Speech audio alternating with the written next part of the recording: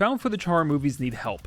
Seriously. For every wreck and incantation, there are countless others that fail on practically every filmmaking level. But there's one found footage movie that scared me more than most horror movies I've seen. It's the South Korean film Gonjiam Haunted Asylum, which no one seems to talk about and is currently free on Amazon Prime. Why is it scary? Why is it great? And what is it about the setup and structure from which other horror flicks should take notes? Here we go.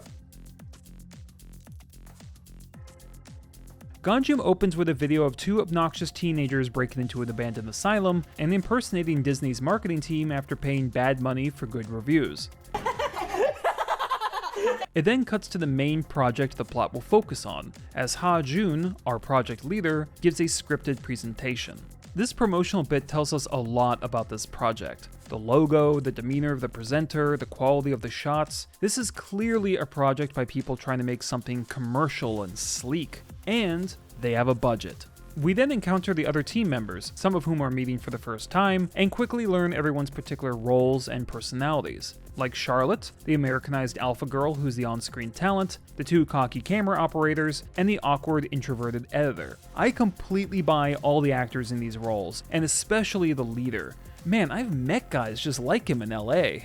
We also learned that the main goal of the event is to hit 1 million views while exploring this asylum in a live stream. I'm not familiar with South Korean social media, but already this rings with such authenticity. It's their enthusiasm and even somewhat stilted way of talking that is bathed in promotion. Our crew eat, drink, tease each other, and eventually take a van to Gonjiam to start the event. These sequences do a thorough job setting up this project and these characters, and we are drip-fed information on Gonjiam and the tales surrounding it. The characters set up camp in the woods outside the asylum. The sun is setting and the air is quiet. Already the film is using the higher budget of the project to its advantage. With a drone in the sky and HD cameras, we get plenty of visually engaging shots. The budget of the project also means the film itself has a whole bag of tricks with which to play.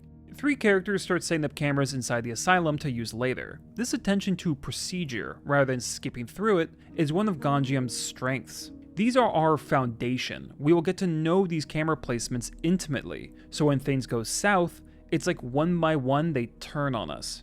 Plus, quite frankly, it's enjoyable to watch. And the fact that cameras are motion sensitive is a perfect horror setup.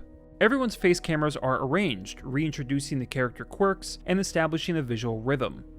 The movie will use these cameras for reaction shots from now on, and the harsh light and closeness will enhance the fear on their faces in pivotal moments. The crew make their way in the darkness to the asylum, jittering with excitement. The leader remarks that their livestream already hit 12,000 views. Again, a rhythm is established. The higher the count, the harder it will be for anyone to bail.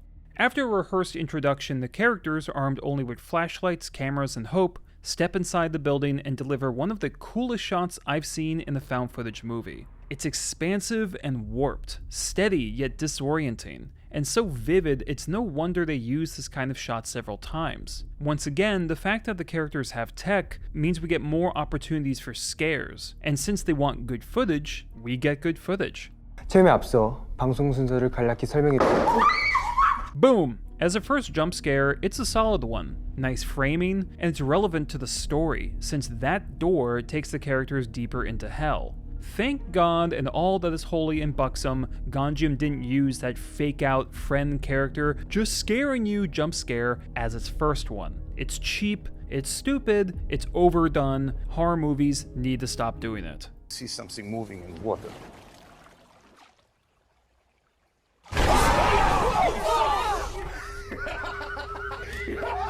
I have to harp on how well Gonjiam establishes a horror atmosphere with these visuals. The set design brings out the age and disarray of this asylum, and the cinematography is effective and purposeful. There's great attention to shot composition, as characters often have chunks of space next to them as if making room for something demonic.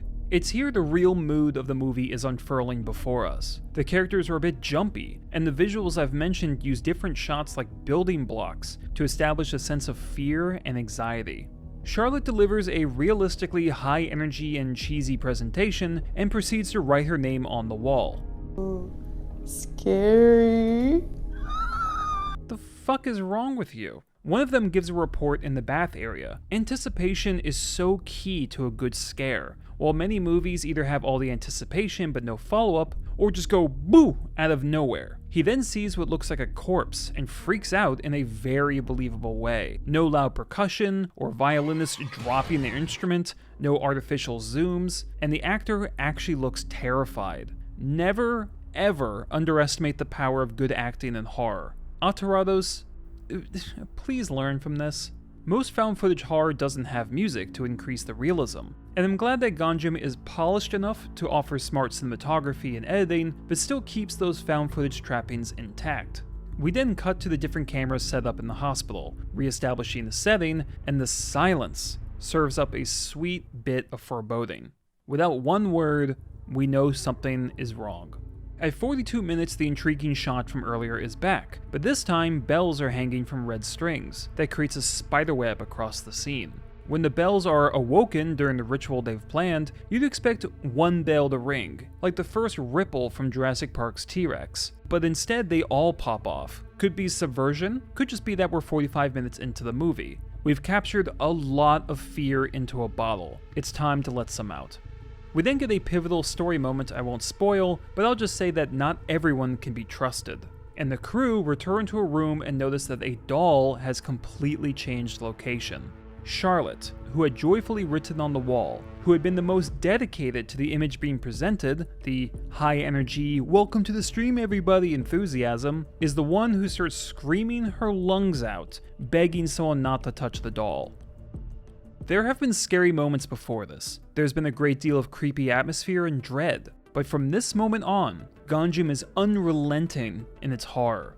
Every setup, the graffiti, the doll, the bells, the stationary cameras, the face cams, the tent, and the solitary drone all return for specific, terrifying sequences. And one by one, these vestiges of structure, these things we could hold on to, now all take part to horrify us. The rest of the movie is so frightening that my explaining it isn't going to do it justice, and that is why it's good setup. Gonjiam is like a fist that closes around you for its first half, and for the rest of the runtime it snaps tight. Is it the greatest horror movie ever? No. Is it the scariest? It's in the running, at least for me, but I do consider it to be one of the greatest horror structures and setups that I've witnessed, and I would like to see other films try something similar. Half the movie being setup, and the other half operating as pure fear may seem an odd way to go, but when done this skillfully and disturbingly, it hits all the harder. Hopefully I've encouraged people to check out a rather undervalued horror movie, and explain why things like cinematography, pacing, acting, and concept are so vital, and vital in unison. And with any luck, someone watching this will check it out and maybe even be inspired, or at the very least, scared to hell.